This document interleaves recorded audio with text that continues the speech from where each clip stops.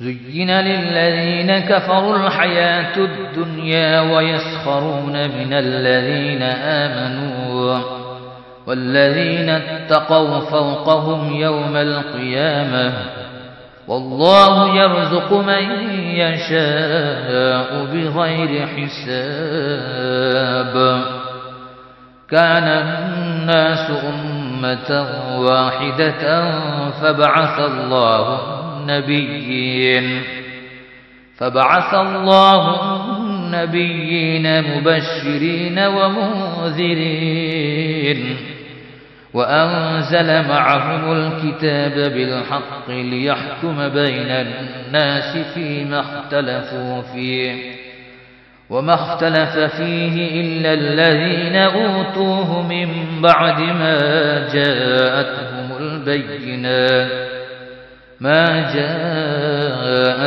البينات بغيا بينهم فهدى الله الذين آمنوا لما اختلفوا فيه من الحق بإذنه والله يهدي من يشاء إلى صراط مستقيم أم حسبتم أن تدخلوا الجنة ولما يأتكم مثل الذين خلوا من قبلكم مستهم البأساء والضراء وزلزلوا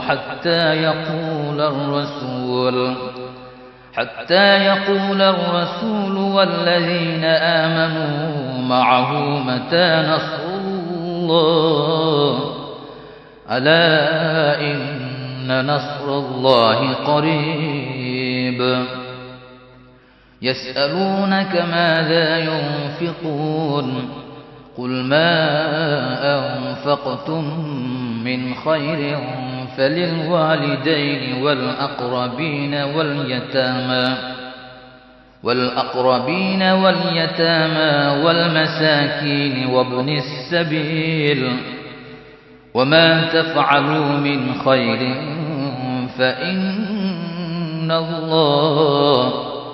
فإن الله به عليم পার্থিব জীবনের উপর কাফেরদেরকে উন্মুক্ত করে দেয়া হয়েছে আর তারা ঈমানদারদের প্রতি লক্ষ্য করে হাসাহাসি করে পক্ষান্তরে যারা পরহেজগার তারা সেই কাফেরদের তুলনায় কিয়ামতের দিন অত্যন্ত উচ্চ মর্যাদায় থাকবে আর আল্লাহ যাকে ইচ্ছা সীমাহীন রিজিক দান করেন সকল মানুষ একই জাতিসত্তার অন্তর্ভুক্ত ছিল অতঃপর আল্লাহ তাআলা পয়গম্বর পাঠালেন সুসংবাদদাতা ও ভীতি প্রদর্শনকারী হিসেবে আর তাদের সাথে অবতীর্ণ করলেন সত্য কিতাব যাতে মানুষের মাঝে বিতর্কমূলক বিষয়ে মীমাংসা করতে পারেন বস্তুত কিতাবের ব্যাপারে অন্য কেউ মতভেদ করেনি কিন্তু পরিষ্কার নির্দেশ এসে যাবার পর নিজেদের পারস্পরিক জেদবশত তারাই করেছে যারা কিতাব প্রাপ্ত হয়েছিল অতঃপর আল্লাহ ঈমানদারদেরকে হেদায়েত করেছেন সেই সত্য বিষয়ে যে ব্যাপারে তারা মতভেদে লিপ্ত হয়েছিল আল্লাহ যাকে ইচ্ছা সরল পথ বাতলে দেন তোমাদের কি এই ধারণা যে তোমরা জান্নাতে চলে যাবে অথচ সে লোকদের অবস্থা অতিক্রম করনি যারা তোমাদের পূর্বে অতীত হয়েছে তাদের উপর এসেছে বিপদ ও কষ্ট আর এমনি ভাবে শিহরিত হতে হয়েছে যাতে নবী ও তার প্রতি যারা ঈমান এনেছিল তাদেরকে পর্যন্ত একথা বলতে হয়েছে যে কখন আসবে আল্লাহর সাহায্য তোমরা শুনে নাও আল্লাহর সাহায্য একান্তই নিকটবর্তী তোমার কাছে জিজ্ঞেস করে কি তারা ব্যয় করবে বলে দাও যে বস্তুই তোমরা ব্যয় করো তা হবে পিতামাতার জন্যে আত্মীয় আপনজনদের জন্যে এতিম অনাথদের জন্যে অসহায়দের জন্যে এবং মুসাফিরদের জন্যে আর তোমরা যে কোনো সৎ কাজ করবে নিঃসন্দেহে তা অত্যন্ত ভালোভাবেই আল্লাহর জানা রয়েছে كتب عليكم القتال وهو كره لكم وعسى أن تكرهوا تكرهوا شيئا وهو خير لكم وعسى أن تحبوا شيئا وهو شر لكم والله يعلم وأنتم لا تعلمون يسألونك عن الشهر الحرام قتال فيه قل قتال فيه كبير وصد عن سبيل الله وكفر به والمسجد الحرام وإخراج أهله منه أكبر عند الله والفتنة أكبر من القتل ولا يزالون يقاتلونكم حتى يردوكم عن دينكم إن استطاعوا ومن يرتدد منكم عن دينه فيمت وهو كافر فأولئك حبطت أعمالهم في الدنيا والآخرة وأولئك أصحاب النار هم فيها خالدون إن الذين آمنوا والذين هاجروا وجاهدوا في سبيل الله أولئك يرجون رحمة الله والله غفور رحيم يسألونك عن الخمر والميسر قل فيهما إثم كبير ومنافع للناس وإثمهما أكبر من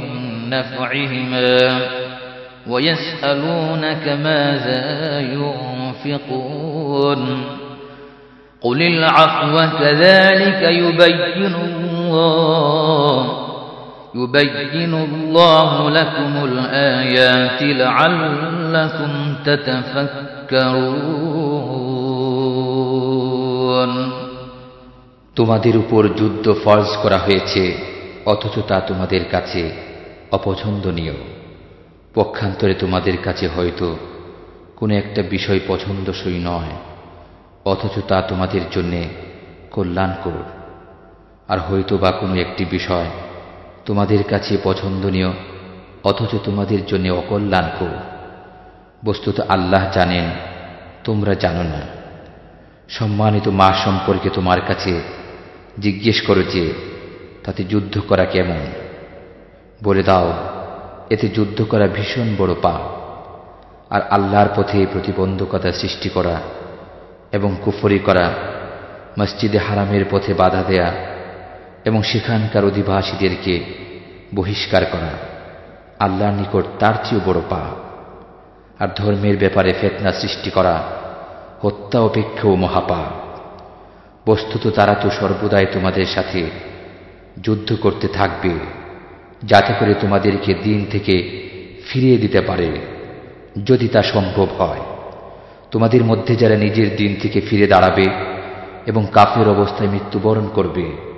দুনিয়া ও আখিরাতে তাদের যাবতীয় আমল বিনষ্ট হয়ে যাবে আর তারাই হল দুজখবাসী তাতে তারা চিরকাল বাস করবে আর এতে কোনো সন্দেহের অবকাশ নেই যে যারা ঈমান এনেছে এবং যারা হিজরত করেছে আর আল্লাহর পথে লড়াই করেছে তারা আল্লাহর রহমতের প্রত্যাশী আর আল্লাহ হচ্ছেন ক্ষমাশীল করুণাময় তারা তোমাকে মদ ও জুয়া সম্পর্কে জিজ্ঞেস করে বলে দাও এত দুভের মধ্যে রয়েছে মহাপাপ আর মানুষের জন্য উপকারিতাও রয়েছে তবে এগুলোর পাপ উপকারিতা অপেক্ষা অনেক বড় আর তোমার কাছে জিজ্ঞেস করে কি তারা ব্যয় করবে বলে দাও নিজেদের প্রয়োজনীয় ব্যয়ের পর যা বাঁচে তাই খরচ করবে এভাবে আল্লাহ তোমাদের জন্য নির্দেশ সুস্পষ্ট রূপে বর্ণনা করেন যাতে তোমরা চিন্তা করতে পারো ফিদ দুনিয়া ওয়াল আখিরাহ ويسألونك عن اليتامى قل إصلاح لهم خير وإن تخالطوهم فإخوانكم والله يعلم المفسد من المصلح ولو شاء الله لأعنتكم إن الله عزيز حكيم ولا تنكحوا المشركات حتى يؤمنن ولأمة مؤمنة خير من مشركة ولو أعجبتكم ولا تنكحوا المشركين حتى يؤمنوا ولعبد مؤمن خير من مشرك ولو أعجبكم أولئك يدعون إلى النار الله يدعو إلى الجنة والمغفرة بإذنه ويبين آياته للناس لعلهم يتذكرون ويسألونك عن المحيض قل هو أذى فاعتزلوا النساء في المحيض ولا تقربوهن حتى يطهرن فإذا تطهرن فأتوهن من حيث أمركم الله إن الله يحب التوابين ويحب المتطهرين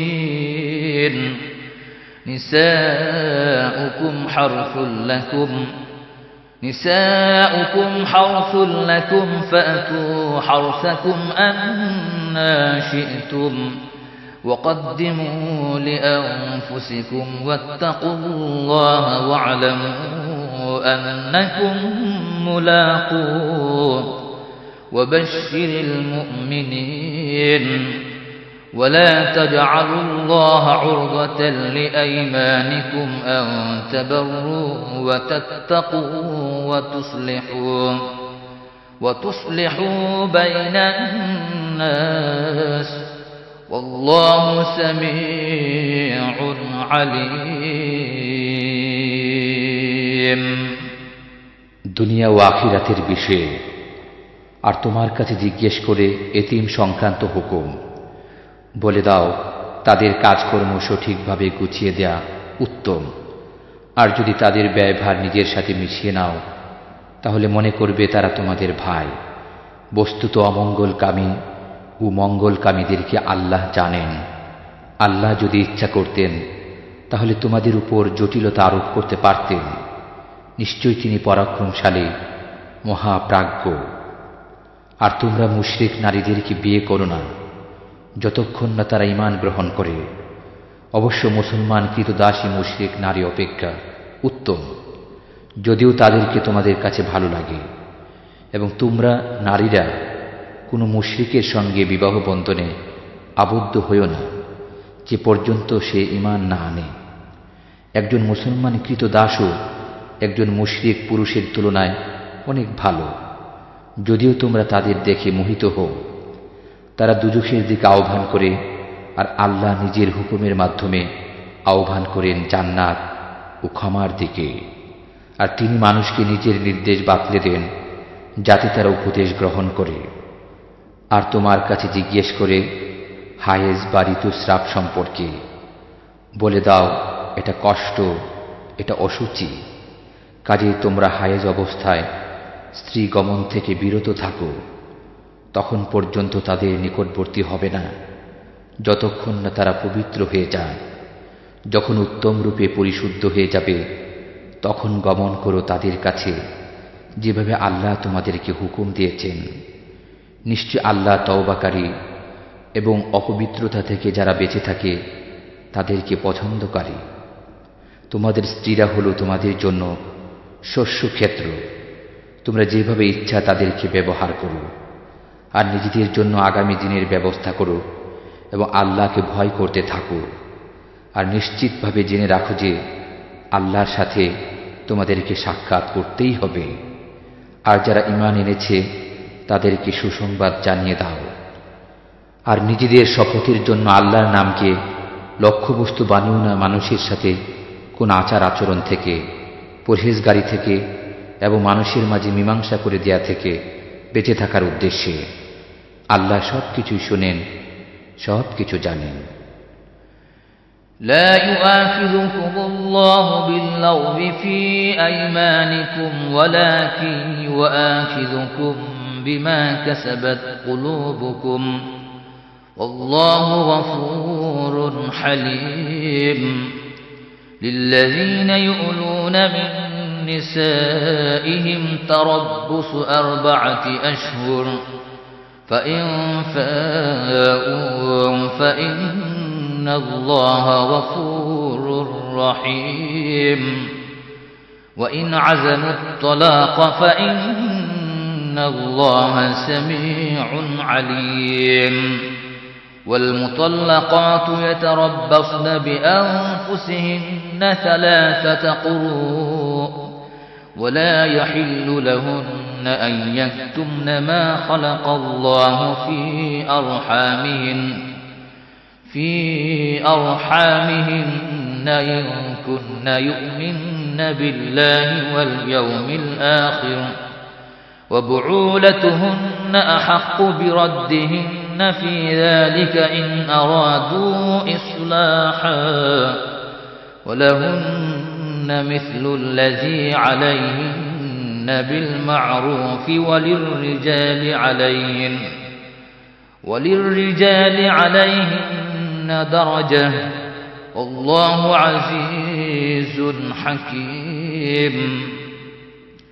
الطلاق 2 فإمساك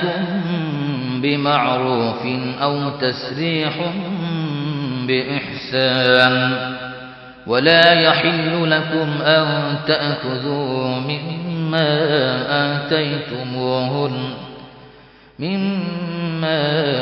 آتيتموهن شيئا إلا أن يخافا ألا يقيما حدود الله فإن خفتم ألا يقيما حدود الله فلا جناح عليهما فيما افتدت به تلك حدود الله فلا تعتدوها ومن يتعد حدود الله فأولئك هم الظالمون তোমাদের নিরর্থক শপথের জন্য আল্লাহ তোমাদেরকে ধরবেন না,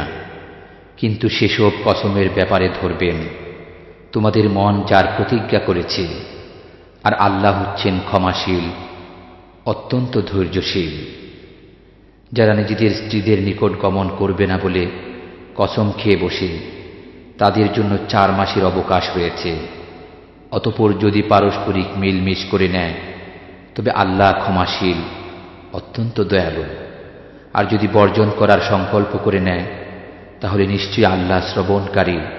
ও জ্ঞানী। আর তালাকপ্রাপ্তা নারী নিজেকে অপেক্ষায় রাখবে 3 হায়েজ পর্যন্ত। আর যদি সে আল্লাহর প্রতি এবং আখিরাত দিবসের প্রতি ঈমানদার হয়ে থাকে তাহলে আল্লাহ যা তার জরায়ুতে সৃষ্টি করেছেন তা লুকিয়ে রাখা জায়েজ নয়। আর যদি সদ্ভাব রেখে চলতে চায় তাহলে তাদেরকে ফিরিয়ে নেবার অধিকার তাদের স্বামীরা সংরক্ষণ করে।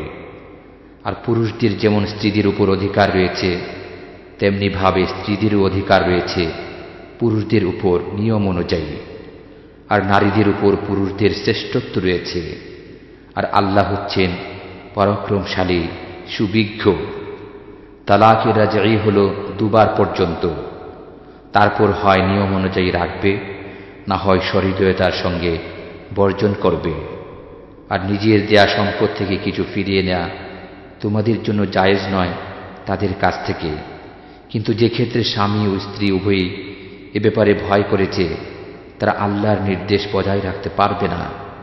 অতঃপর যদি তোমাদের ভয় হয়েছে তারা উভয়ই আল্লাহর নির্দেশ বজায় রাখতে পারবে না, তাহলে সেক্ষেত্রে স্ত্রী যদি বিনিময় দিয়ে অব্যাহতি নিয়ে নেয় তবে উভয়ের মধ্যে কারোরই কোনো পাপ নেই। এই হলো আল্লাহ কর্তৃক নির্ধারিত সীমানা, কাজী এই সীমানা অতিক্রম করো না। বস্তুত যারা আল্লাহ কর্তৃক নির্ধারিত সীমা লঙ্ঘন করবে তারাই হলো জালেম। فإن طلقها فلا تحل له من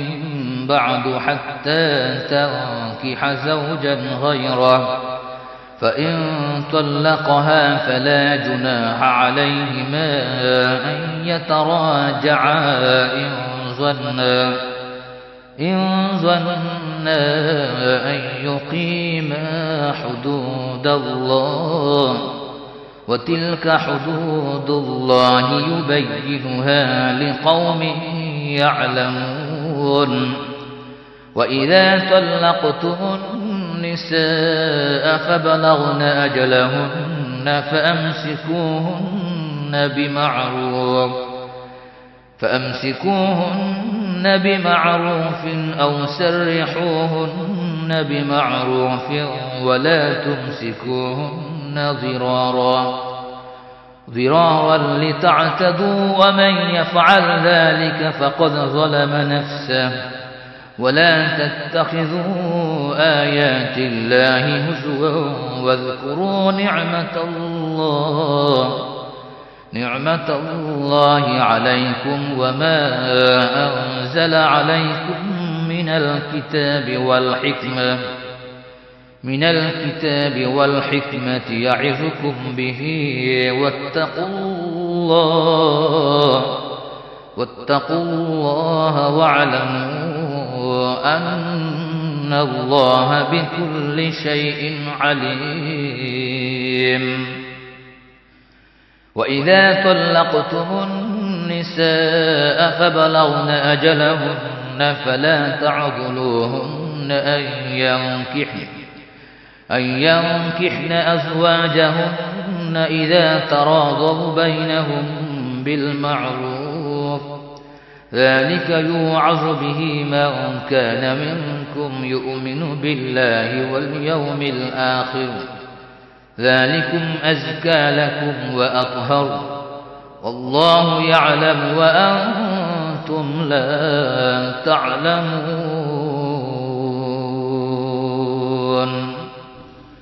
তারপর যদি সে স্ত্রীকে তৃতীয়বার তালাক দেয়া হয় তবে সে স্ত্রী যে পর্যন্ত তাকে ছাড়া অপর কোনো স্বামীর সাথে বিয়ে করে না নেবে তার জন্য হালাল নয়। অতঃপর যদি দ্বিতীয় স্বামী তালাক দিয়ে দেয় তাহলে তাদের উভয়ের জন্যই পরস্পরকে পুনরায় বিয়ে করাতে কোনো পাপ নেই, যদি আল্লাহর হুকুম বজায় রাখার ইচ্ছা থাকে। আর এই হলো আল্লাহ কর্তৃক নির্ধারিত সীমা। যারা উপলব্ধি করে তাদের জন্য এসব বর্ণনা করা হয়। আর যখন তোমরা স্ত্রীদেরকে তালাক দিয়ে দাও অতঃপর তারা নির্ধারিত ইদ্যত সমাপ্ত করে নেয়, তখন তোমরা নিয়ম অনুযায়ী তাদেরকে